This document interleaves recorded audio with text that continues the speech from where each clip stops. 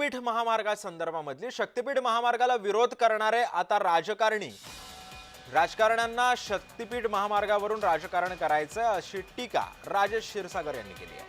शक्तीपीठ महामार्गामध्ये ज्या शेतकऱ्यांच्या जमिनी जातात अशा सर्व शेतकऱ्यांना एकत्रित करण्याचं काम हे राज्य नियोजन मंडळाचे कार्यकारी अध्यक्ष आमदार राजेश क्षीरसागर यांनी केलेले आहे। त्यांच्याशी बातचीत केली आमचे प्रतिनिधी अमरसिंह पाटील यांनी। पाहूया। यामध्ये बाधित आहेत, पण 62 गावातील जास्तीत जास्त शेतकऱ्याला समर्थन करताना दिसत आहेत आणि त्यामुळं वाढवण बंदरासह संपूर्ण महाराष्ट्राला जोडला जाणारा हा महामार्ग आणि याला विरोध करणं कितपत योग्य आहे?